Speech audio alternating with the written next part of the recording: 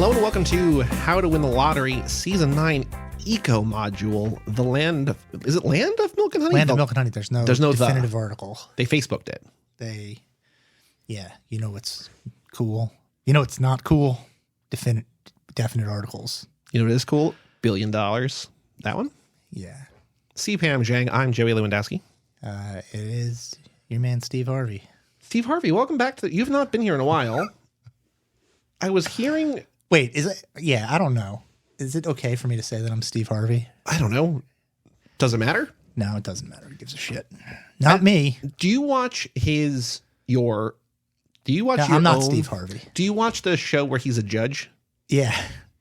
You know, like, maybe once a month calls me into his like bedroom because he's watching that show, and like points at the TV and doesn't say anything, but has a look on his face like, do you believe that this shit is going on right now? Like, because I think but he loves Steve Harvey. Yeah. But I think he forgets that he's already told me about the Steve Harvey as a judge show. So like he's always telling me about the Steve Harvey as a judge show. So yeah. Honestly, it's a good bit. I like it. It's funny. If it was a bit, yeah, it's a good bit. Yeah. Might not be a bit. But It might be dementia. Bummer. That's all right. We got, I don't know. Is this book a bummer or is it not a bummer? So you had said to me, okay, so our unofficial third co-host here, yeah, The Egg, who has read every book, yeah, finishes the books almost always before either of us finish the book. Yes. Sometimes before we even start the book.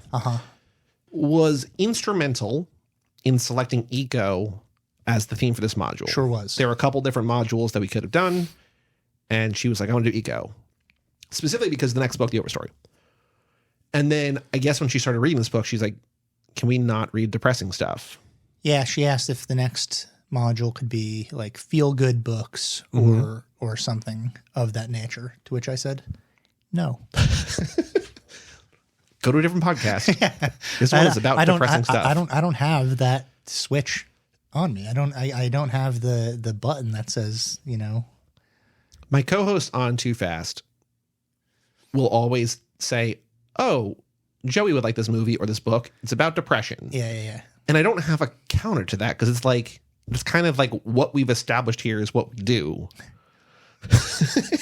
And I want to be like, that's not true, but it is. Yeah. I mean, this does end, hopefully. Yeah. If you're also just to jump in, I am officially on antidepressants now, so that things may change. Oh, wait, in what way? the whole world. What way do you think? Do you think you're going to be like, you're going to want more depressing stuff? I don't know. We'll see. It's a gamble. What is Land of Milk and Honey about?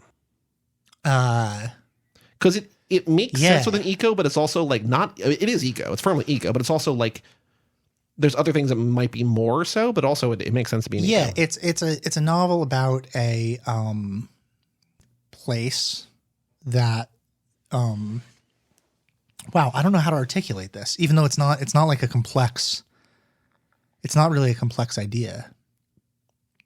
There's like a land that is untouched by climate change, where they still have grass and still have clear skies and things like that. And a billionaire is using that to live out a life, but also create like a seed vault and kind of play God. Yeah, is doing the billionaire thing. But yeah, so it's a novel that is part eco novel and part like food novel. That's the thing I was thinking. Like, I don't want to do a module about food. Yeah. But there's a lot of food in here. Yeah, and it's similar to Crying at H Mart, right? Yep. Where it's like so much of that novel was comprised of like just shit that makes you really hungry when you're reading it. Although I will say, unlike Crying in H Mart, so I thought the same thing, but like in H Mart, it's all about like, my mom taught me to love food. My mom taught me how to cook. My mom taught me this recipe. I want to make this for my mom. Remember my mom. Here, just like, my mom ate bad food because it was all about sustenance. She didn't care about flavor. She didn't care about taste. She just cared. I'm just like, that's where the comparisons end. Yeah. The least believable thing to me in this entire book is that Roman Kandinsky, the richest man in the world, yeah, is somehow beloved because he came from money, but started his own business under a pseudonym and made a successful business. And then was like, just kidding. I'm Roman Kandinsky. People are like, oh my God, we love that even more now. Yeah. I feel like there is no version of anything that like Elon or Bezos or anybody could do that people would be like, no, I love him now. Like it's, Yeah, my opinions on those guys is not changing. it's funny to me that like, I think a lot of this book is probably how a lot of this stuff would play out. But the sentiment of like, that's like not like a nit to pick, but like one of the things where I'm just like, that doesn't feel real to me is like, no, we love him. He is universally beloved. Yeah, I have some problems with things that I consider little hitches in the realism of this novel, but we'll get to them as we get toward the conclusion when we're talking about it. What did you think of the book overall, though, and as a kickoff to Eco Module? Yeah, I liked it quite a bit. I think it was a good kickoff because it ties together a lot of the things that I think are essential in talking about climate and the environment and everything like that, which is sort of the relationship between capital and those things and like the suffering underclass, while the billionaires tend to have places to hide and get away from like the world that they created with their excess and indulgences and profit in industries that are sort of burying us in like microplastics and carbon footprints and things like that, when most people are just trying to like, you know, eat bread, survive. Yeah. Just wake up tomorrow. Yeah. And so I think it's like point regarding that stuff is really like, definitely. Yeah. It hits that really, really hard. And also it also doesn't let our narrator off the hook, because there's a great part where she's talking about the Italian government and the people in Italy who are like protesting that these billionaires are up in the hills, sort of doing what they want. Italy is for Italians. And she says, which is another complicated thing, because obviously like that is also kind of a racist sentiment in the way that, you know, I guess most notoriously England for the English. And they unpack that too. They're like, well, like when I was growing up, like my part of Italy was not, we were not Italians, but now all of a sudden we're whatever. Yeah. Yeah. So the narrator says like, you know, if I weren't here, if I weren't being sheltered in this utopia, I would be with them protesting this utopia. So it has that idea of like, you know, the inner conflict of a person who has been rescued from climate hell and the sort of, you know, the contradictions of that. I think there's something very interesting this book does that I didn't think about Rick and Morty while I just thought about it now, but like Rick and Morty does this thing where like in the first like 15 seconds of an episode will like end an adventure story that like other like with like ideas that like other shows would have like killed to be like that creative, and they're just like, that's not what this episode's about. Like that's just like the setup to this. Yeah. And here she just like, man, there was a crazy cloud in Iowa, sky got blocked out, America closes borders, but we're not talking about that. Like that already happened. There's something just like it's not about what happened. It's like how we live now. Yeah. And I think that also, again, another thing I didn't think about until just now, but I think a reason kind of why I like this is, you know, maybe my favorite all-time TV show, The Leftovers, is like, we're not going to explain where those people went. It's just like that happened, and now we're trying to figure out how to move on. Yeah, but also we kind of know how it happens in this, because it's like, it is, you know, it's realistic in its depiction of the world that we live in. Yes. So like we can, you know, I think we can reverse engineer the idea of climate disaster in a realistic way so that we understand what happened. Well, I think jumping to the very end and the spoilers of the thing is that like, I think that there is something hopeful. I don't know if it's realistic or believable, but hopeful about if a bunch of billionaires died trying to terraform Mars, everyone else might be like, wait, that seems complicated. Maybe we should try to fix this. Like there's something that I think I could see that happening. I don't know that it would happen. Yeah. But if a bunch of people are just like, this planet is doomed, we're getting off here, and then that rocket blows up, I can see everybody else being like, it does seem easier just to like fix our problems and like figure out how to like build life on another planet. Yeah, I mean, to jump ahead to my actual criticisms of the novel, the only really negative feelings that I have about it is that I don't feel as though it's appropriately pessimistic enough. I think that hope that is instilled at the end through the kind of reversal of climate but the reversal of climate through, if I remember correctly, through sort of like carbon catching technology and things like that, and using technology to reverse it. And this Dandelion saved the day. And this is also my my personal take on this. So you can ignore it because I'm not a scientist, but like I am very specifically of the opinion that the way to reverse climate change is to not stop trying to reverse climate change through things like creating more technology and just like stop doing things like driving cars and having air conditioning and shit like that. I think that's the only way that it's going to happen. I don't think it is going to happen because I think that we're too selfish for that. So I think like, in Zhang's point of view, that's not, I don't think that impacts the art of it, but it impacts my experience of the art because I bring a lot of myself to it, obviously. So, you should take that criticism with a grain of salt. But yeah, I felt, and I don't want to get down on anybody for like injecting hope into something. This is what we're talking. This is where like the depressive part of things come. But it's just like I feel like it is a false hope. I don't think we're getting out of things that way.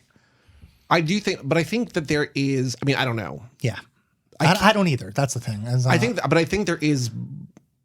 I will stand by what I said earlier that I think it is. People are going to realize it is easier to try to fix Earth's problems than figure out how to live. I mean, eventually we'll have to terraform elsewhere, probably, but like, not if I have anything to do with it. What do you got planned? I don't know. I'm gonna. Also, in the middle of all of this is a queer love story.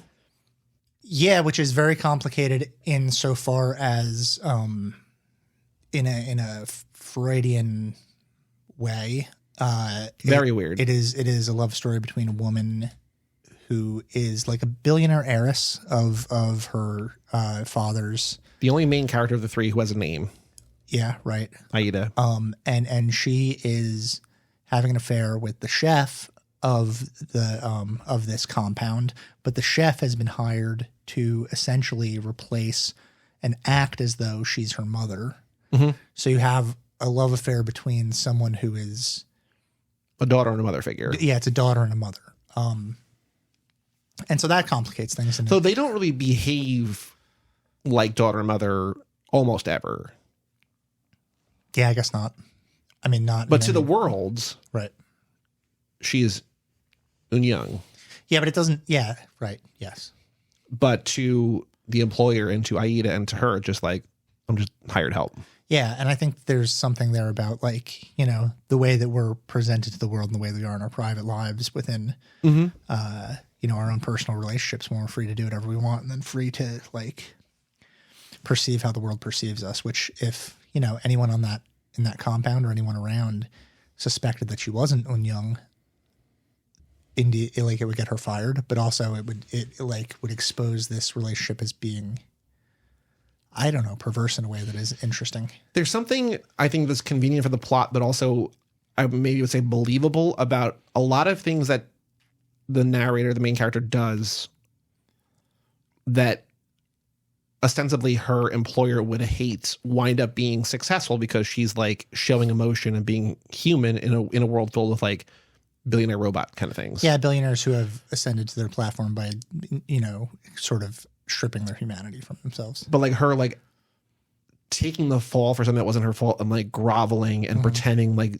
showing this ultimate act of humility. It was kind of her fault though, right? Wasn't she? Well, she grabbed the bun. Yeah. Yeah. And there was hair in food that was her fault, but like, and they were doing fucking when they should have been. Well, they should have been doing fucking. Okay. Yeah, we don't want to tell anyone to not do fucking. We're not prudes. Although this is a sex negative podcast. I think I haven't said that in a long time, but I used to say that a lot in the beginning. But this is a pro cigarette book. Yeah, well, we'll talk about that. Yeah. But like, I think there is something that like, again, is convenient for the plot that like, there's obstacles that like were almost obstacles that just get solved. But also I can see when you're around people who don't show emotions, who are like billionaires because they are the smartest person in the room and like they are just like calculators and machines or whatever, to see someone be like, oh, like there is like you've created this space for us where like we can still be human. And then they like these holdouts who like weren't investing in this like future project or whatever. Like there's something that I don't know if I fully believe, but I also like could see playing out. I don't know. See it playing out as what? Like I can see if this were real and they were trying to convince the world's 100 richest people to invest in a thing that ultimately is like, we're going to terraform Mars. We need like $1 trillion to do it or whatever. I can see people being like, I don't know if this is the right place. Cause like, I don't want to like just be around like all these like weirdos, but like to see somebody who's actually like, not only is she human, but also like she's the one who like cooked all this food for us. And like, there's something that just like by sort of almost accidentally bringing in someone who like, you're telling her like your role is to stay in the corner and not whatever. Her taking chances almost and like doing things that the employer would never tell her to do wind up working because it is so against the way that they are about all things. Does that make sense or no? I think so. Okay. Yeah. You want to talk about cigarettes? Well, it's the book seems to be very pro cigarette, which is funny. How to frame this? Well, let's talk about food, and then food can lead into that because it's like because like every chef I know and every depiction of every chef chain smokes. Yeah. What is that about? I think it's just really stressful. It's about stress, but it's also there's something like as cigarettes have fallen out of fashion, mostly right. Cigarettes have mostly fallen out of fashion. Most people, when I was a kid, everybody smoked cigarettes. I remember going to a Lynyrd Skynyrd concert that like my entire high school was at. And I was just looking around and I was like, every single person that I go to high school with smokes cigarettes. It's very bizarre. And then now it seems like almost nobody does. So it feels like smoking cigarettes now is more of an aesthetic choice than it used to be. And it feels like not only an aesthetic choice, but the choice of an aesthete, like someone who is like purely functioning through aesthetic modes. And so like the choice to smoke cigarettes feels like significant in some way. I don't know. I might be putting too much. Are we returning to like the Elf Bachman, like an aesthetic life? Like just. Yeah, maybe. Like, I feel like I might be putting too much on this idea of like the shared cigarette and the like people smoking, but it's like it's a choice to. Well, the book also sets it up as a reveal that like, oh, you used to smoke. Like that was like a thing where just like she kind of puts into context why her employer is like not entirely, but like largely the way he is, because like he's trying to change who he is, but like fundamentally he's just like, I want to fucking smoke a cigarette. Yeah. But also it's like it's also a symbol. It has to function on some symbolic level of like yearning for the smog of the previous world. Right, yearning for the like lung pollutant of the world that existed before you got up into these mountains. With like once she's up there, like she's eating the world's best food, like the only butter that's left in the world, the only like woolly mammoth that exists in the world, which we'll talk about. But she's like, all I want is just like shitty street food. Yeah. And it makes sense. I mean, like if you grow up on a certain kind of thing and then like you're like, no, like you're rich now. Like you can only have like the best food in the world. And you're like, yeah, but I want like a Big Mac. You know what I mean? Yeah. If someone were like, you can have this octopus, or you can have a 3-cheese chicken flatbread from Taco Bell. I would just be like, give me that Taco Bell, baby. Yeah. Like, I'm not fucking with that octopus. Yeah. For like $250 or whatever. But to these people, it's whatever. I know. Yeah. But it's there's something interesting. And then like, but so food, I think food like, and smoking cigarettes, like they kind of fall together. And then they also like are also sexual in a way, because these are all like sensual pleasures. These are all things that remove us from the world of, the hamster wheel in our brain that is trying to dissect all of the world's problems and solve them and try to figure out how complicit we are in them and how responsible we are for them and how we can be angry about them while being complicit. And it's like, food has always been a kind of it exists in the same way that like in the same breath as religion, because like when you think of something like this is going way off the rails. But when you think of something like premarital sex in religion, I'm listening.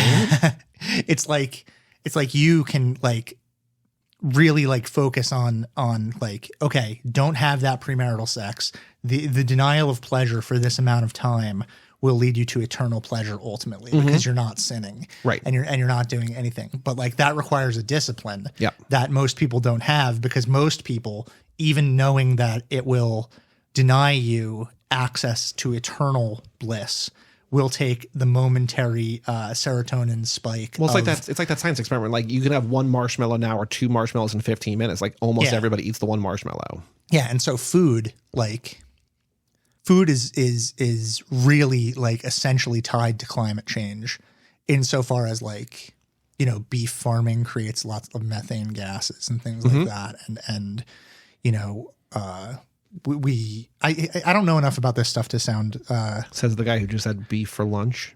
No, exactly. This is what I'm talking about. Yeah. Like exactly that like we're complicit in this version of the world that we dislike and still engage in, because we know that the momentary pleasure of having beef for lunch is going to like enter into our body and give us the right amount of salt and the right amount of fat to spike our brains to make us feel good for very briefly, even though ultimately all that shit might lead to the world ending. And also will like lead to heart disease and stuff for yourself. Yeah, exactly. And the same thing with like this. I mean, I've never smoked a cigarette because I grew up in that smoking household and just disgusted me. But like the hit of like that first thing, and then you're like, well, this is gonna kill me. Like I know this is gonna kill me, but like right now, I just like it's what I want. Yeah, it's like a satisfying moment of like immediate physical pleasure, as opposed to the long-term sacrifice to gain, you know, a sort of community utilitarian pleasure for everyone that, you know, if we, including like the animals that we kill for whatever reason to enjoy them. Like food is tied so intrinsically into this idea of climate because it is so essentially a part of the ecosystem. As the book goes on, the plot gets to a point where like you said before, Italy, like the government is going to chase them out. Like their days are numbered on this mountain in Italy, whatever. And they're going to progress to the next step, which she has heard might be like the Arctic or something, like where it can escape the smog. Yeah. But really it's outer space. And so she's like, I don't want to go.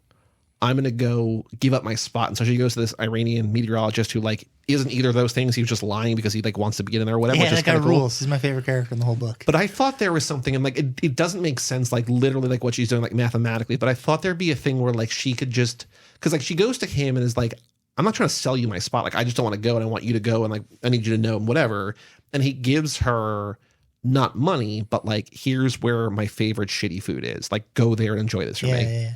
And in my head, I'm like, as soon as that happened, I'm like, oh, the next like 30 pages are going to be her going to like everybody down this list and just like trading something for like another recipe or another thing. Like it's not that, like it doesn't, like, it wouldn't work. But I'm like, is part of this book going to be like her like getting people to leapfrog people like in exchange? She's just like, well, this like greasy dive bar has the best burger. Just like, no, but this guy's like, and then he keeps like texting her, you know, whatever, like, oh, also go to this place, also go to this person, whatever.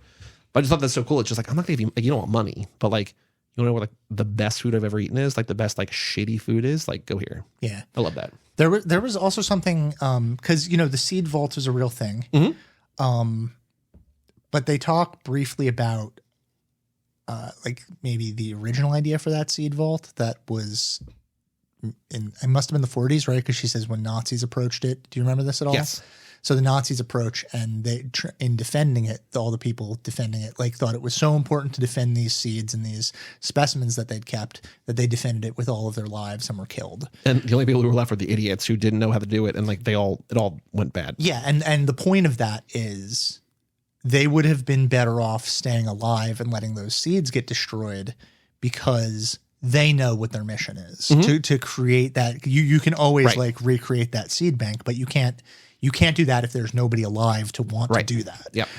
Which is like feels like a very important, poignant point about like the idea of climate change. Like you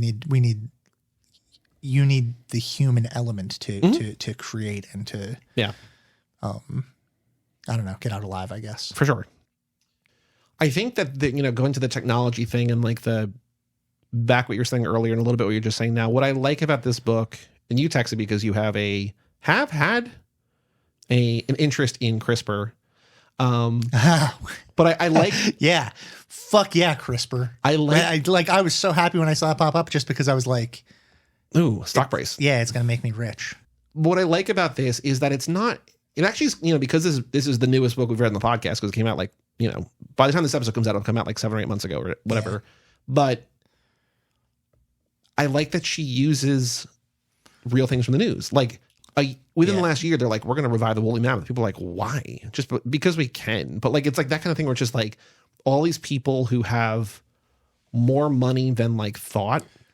Not that CRISPR is the same thing, but like I like that she's like pulling CRISPR. Like CRISPR is going to could change everything for the better or the worse. Well, CRISPR might be, yeah. This is why my perpetual guilt about being an investor in CRISPR, because it might destroy the world. CRISPR is a gene editing tool, but I got involved with it because it was being used to help with sickle cell anemia, and so that was the pitch to me. They were like, "Here's why it would be good to invest in this thing because it's doing this level of good," and I was like, "That sounds great," and then I invested in it, and then I was like, I guess it could also be used to do really bad for things, sure. Which is, everything, almost everything, like so many scientific advancements have come because of like weapons and things like that. That like, yeah, you can't really invest in anything. There's no, ethical blah blah blah.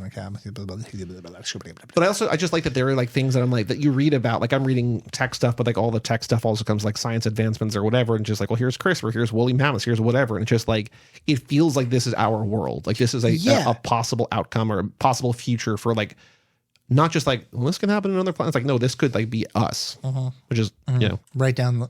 Right. Oh, I mean, I lived in Los Angeles for a while, and like I lived in the San Fernando Valley, and there were wildfires that felt like apocalyptic. And I didn't even live there during these last handful of rounds of wildfires, which seemed way worse than the things that happened when I was there. And I remember like walking to work in the morning with there being like, you could leave footprints on the ground in ash, and there were, coyotes who had come down from the mountains, so that there were wild animals in the street running around, and that shit seemed apocalyptic. And also like whenever you're in Los Angeles, there's always like a certain kind of look to the sky because of smog and things like that. And you may remember last year, it must have been May of 2023 when there were the Canadian wildfires that like here in New Jersey, like hundreds of miles away, was just like, this is apocalyptic here. Yeah, here in New Jersey, the skies were like bright orange and you couldn't breathe. Well, like even in this book, they're like, we figured out like how to reverse this, but like still LA is kind of fucked up during the day. It's just like we can't really fix that. Like even that, just like we're not miracle workers here. You know what I mean? Yeah, because the way to fix it is to you have to eliminate car culture, because you have to eliminate car culture to fix it. You can't. And Los Angeles, that'll never happen, because Los Angeles is parking lot pilled, as they call it. So going back to the woolly mammoth for a second, this book also ties into another overarching theme of this podcast. Do you know what I'm getting at? Language? More base than that. More base? Horniness? Maybe more base than that. Holy shit. Equally base. I don't know. Shitting. Oh yeah, sure. Yeah. We talk about shitting a lot. Yeah. And like here, like after they eat the woolly mammoth, like they all like shit their brains out, but they're like, oh, that was so good. Yeah. I was just like, here we go again. Do you have any interest in eating exotic animals? Not like this. No. Also, like the same thing where you like octopus or like Taco Bell. Like I would probably also like I would try a good number of things with the stuff. I'm just like, I don't care. Would you drink turtle blood? No. Yeah. Would you eat the golden chimp like our ancestor? No. Yeah. That sounds fucking insane. I do love, so like Aida, we've not really explicitly said that she has like this like zoo, basically like this like laboratory where she's growing like gene splicing or whatever, all these different kind of animals. And so she's like, a lot of them are for food, a lot of them are for whatever kind of selfish pleasure. But I do like that she's like, I brought the Tasmanian tiger back because I love Calvin and Hobbes. Like that's so like specifically funny and cool. Just like, I like the comic. You know what I mean? That's what I would do. Like, what can I do? Spaceman Spiff. Okay. I'd bring back Shockma. The monkey? Yeah. Shockma. One of the very first podcasts on our network was Monkey Club, and they only did 10 episodes, and Shockma was one of them. Yeah, Shockma rules. Mm-hmm. Watch Shockma. You know, this book, I mean, I think it's maybe obvious in retrospect, especially after the conversation we've had, but this reminded me a lot of Fight Club. I don't think it's obvious at all. Explain your thought. Oh, you can. To it. I think because there's something about like bringing about the end of the world, and I think there's something about like eating the rich and classism and being an outsider in this other kind of like thing.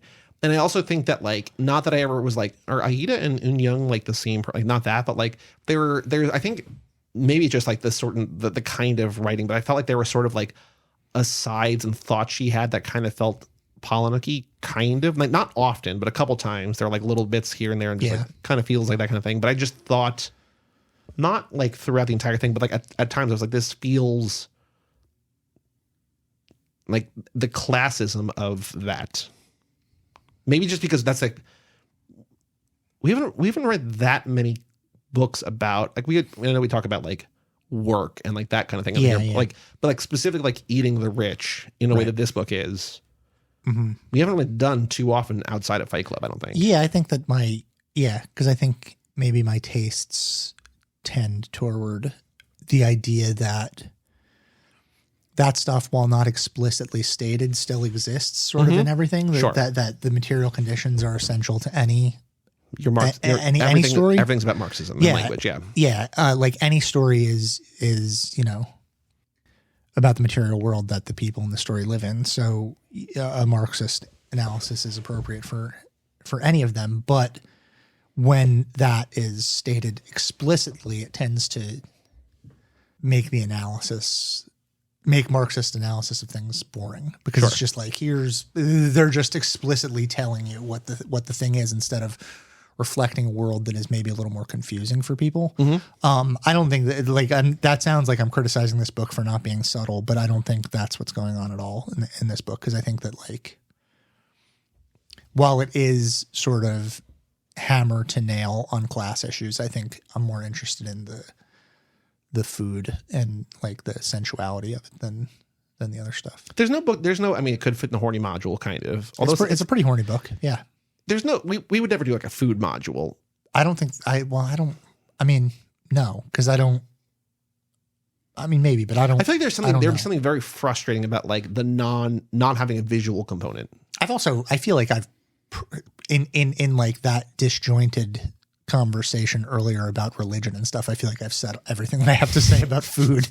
I don't know what else there is in a conversation. I mean, there's food deserts and things like that, and the way that like people in urban areas are denied access to healthy food. Well, I would imagine more than once this module we will get into some kind of food something or other, right? Absolutely, because the climate is inextricably tied to our eating habits. There's no way to rethink that. Is there anything to talk about with their trip to Milan to have lunch, or not really?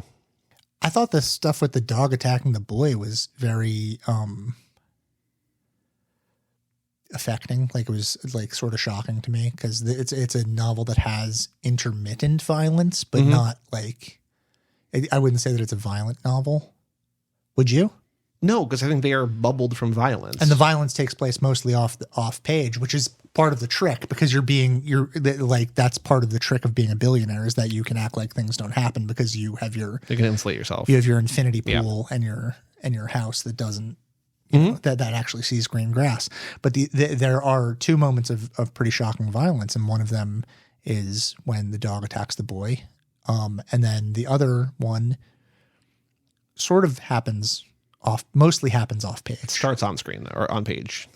Is when the employer beats the main character, our narrator, really, really badly, in the scene of like theatrical domestic violence, because he's like hitting his wife in front of a group of people for his wife misserving them. This is the scene that Joey was talking about earlier with the hair. So that is like also replaying a sort of traditional in a book that is largely about like sapphic relationships. Like, this is about playing out a traditional gender role of domestic violence in front of a bunch of people who will turn their head away or even like that because it is affirming that traditional gender role.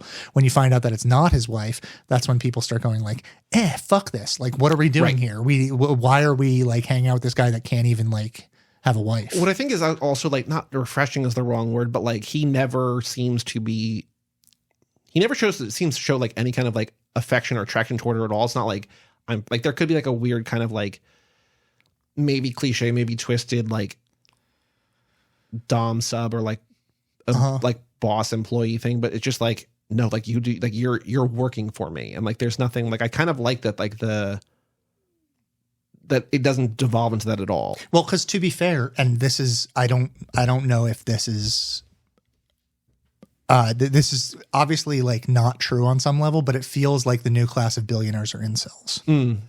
Mm-hmm. Right. I certainly incels or volcels or both. No, incels. They certainly like are like Elon Musk is doing nothing if not trying 24 hours a day to appeal to incels, because that seem to be the people that really love him. And he's like, you know, he has kids and he can have obviously relationships if he wants. So he is like obviously sort of a volcel.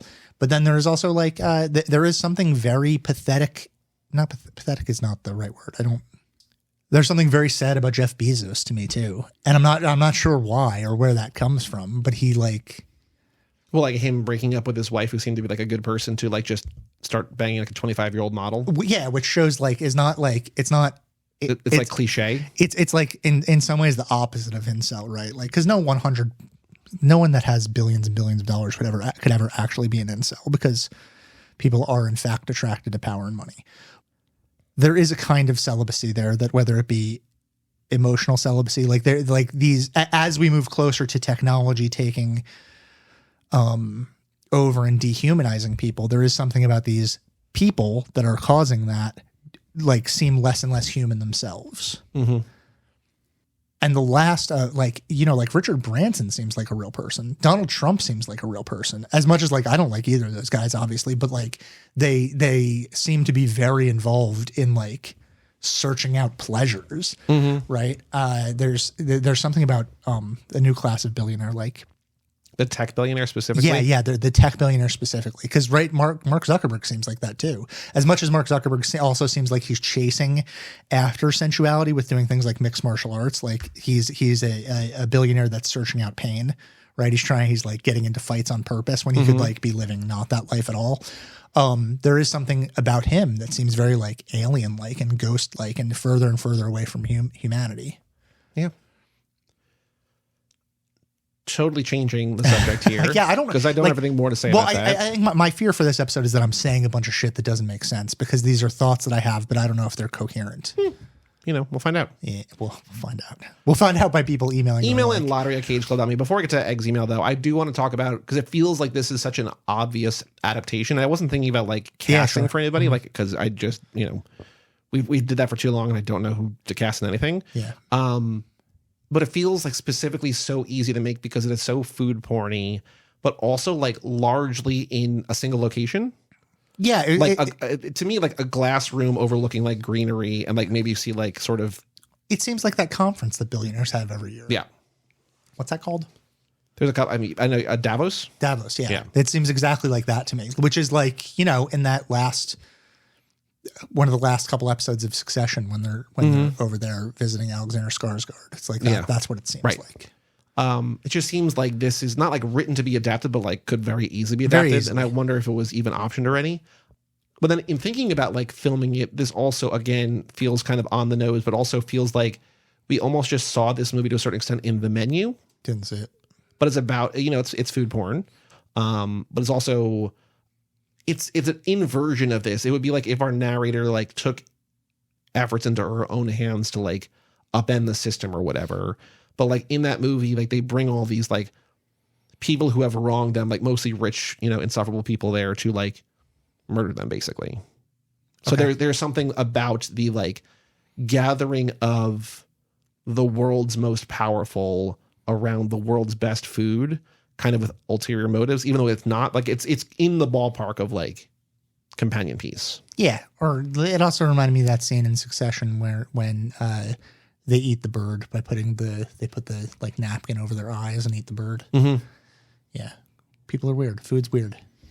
But yeah, no, you're right. There is something very food porny about it, and very like, obviously like climate disaster is very visual, and there's something that is, and then it's also, there's a lot of sex scenes, and it feels like, all that stuff. My question for you is how did you feel about this book as a cat guy?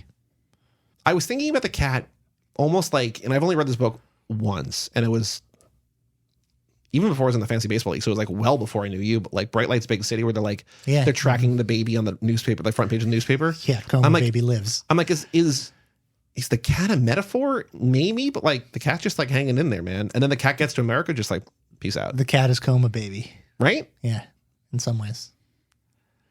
Well, Yeah, it doesn't have to be deeper than that. Always like a cat. We have a lot of email. We have a lottery address. Email address lottery@cageclub.me. Let us know if anything that treads, aka Steve Harvey. Anything that Steve Harvey said. Paul Harvey. I think Paul Harvey's a guy from work. Email address lottery@cageclub.me. Email and see if anything that Steve Harvey over there said made sense tonight, or just talk about any book we've covered, will cover, not have covered, whatever, any book. Lottery@cageclub.me. Egg's reaction to the Land of Milk and Honey. I really enjoyed Land of Milk and Honey, the, for lack of a better term, surprise twist of a lesbian relationship instead of the alluded to straight relationship, such as the chef's relationship with Aida instead of her employer. Even though there were more hints to a kind of romantic relationship with the employer, reminded me of My Education, but I like this book a lot more. Well, I did not like My Education. This book was better than My Education. There's a part of me, Egg writes, that wishes there wasn't a happy ending, which I'm sure you probably also agree with, as you said before. Yeah. It felt so out of place with the rest of the novel. I also like that there was a happy ending because it leads to optimism for the future, but it made me think of the Ruthie episode of BoJack where PC, Princess Carolyn, imagines she didn't write that, I just clarified. Yeah. I never would have understood. Imagines a future in which her descendants tell her story, and it made me wonder if I was missing something from this novel. I found the role of names to be very interesting, Egg writes. If I remember correctly, the only characters who are given names are Aida, Kandinsky, and Eun-young, the last of which is more of a ghost than a character. The narrator doesn't name herself or her employer or her mother or even her daughter mentioned at the end. It also felt like that tied into the fact that there is a lot of suffering unnamed as well. The narrator doesn't go into detail about how her employer beat her. We just are shown the after effects such as bruises. Well, we see like we see him... Yeah, him hit once, and right? And like it's stuff like she's got a sore on the inside of her mouth that's healing and things like that. You get those details, but it's not particularly graphic. There is something also interesting about him. Maybe interesting is the wrong word, but like using injuries, like self-harm injuries, like as like she protected us from like the people who were trying to take this away from us. Yeah. Also, Egg writes, we are hidden away in the Land of Milk and Honey for 99% of the novel, and we don't see the suffering going on beneath the smog. Perhaps most cruel of all, how does a lesbian accidentally become a mother unless she was raped? That's never mentioned or alluded to, but I feel like it is a relevant point to bring up. There's precedence within the novel for suffering to be unnamed, so I don't think it's a stretch to bring it up. That's not something that I had considered. I think it does specifically say that it was accidentally, right? She's basically like, and all of a sudden I was a mother. Yeah, but I mean, she could have had an affair. Like, who knows? I don't know. Yeah, it's interesting to say that there's precedent for unnamed suffering, though. I think that's a good point. I don't know if I agree, but like I agree that it's worth talking about. Something else I really liked about this book, Egg writes, was the role of translation or interpretation. There were the obvious translation disconnects, like a beast who is fat may buy his own country versus rich monster, but I also really like the concept of welfare queen being misinterpreted by the narrator's mother. Not only was there language translations, there was also the translation or interpretation the documentarians did when they told the story of the mountain. For better or worse, they portrayed everyone who lived and worked on the island with the same brush. There's also in dialogue, it's written in big blank spaces that are not filled in. Like someone speaking a language that the narrator does not understand. Yeah, which is always interesting to see something like that.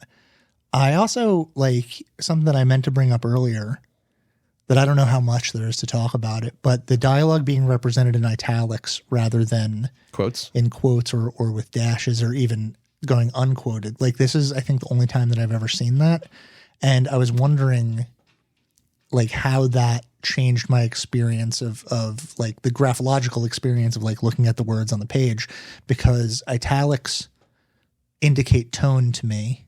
And so I thought of everything as being like, I don't know, maybe all the words being equally emphasized in each thing of dialogue. And I think it changed my reading to like the conversations to be tonally flat. I think that's also another reason why I brought up Fight Club before, because I think like Palahniuk rarely uses quotes. He always like writes dialogue outside of quotes. Yeah. And I think this was also like just stylistically, but I wonder what it was, why it was. It's interesting. That's an interesting thing to think about just in looking at the words on the page. Because I remember talking about that during the Kentucky module about the J.D. Wilkes book and the way that he's like writes dialectally, but then on the page it's not represented necessarily like through the phonetics dialectally. So you don't get that like experience of the accent, and that changes your experience of Kentucky. Mm-hmm. I don't have much to say about this part other than I liked it, but I really like the scene where you find out that the meteorologist from Iran is really from the U.S. Yeah, that rules. I love that part. She starts to say, she's like, come on. Like, you it's like, wait, is he Iranian though? Because he's not being allowed back into America because he's Muslim, right? I mean, he might be of Iranian descent or something. But also like, I felt like the implication was that he was actually Mexican. Because he's like talking about the like tacos and stuff. Yeah, like it's like his family taco place. Not that you can't be in like not that Persian tacos can't be a thing, but like right. I don't know. All in all, Egg writes a fun novel, way more fun than I was expecting the first book of the Eco module to be. Yeah, I agree. It's it's all downhill from here. I think we're just gonna get more and more miserable. Yeah, well, keep reading. Today's crime is destroying the property of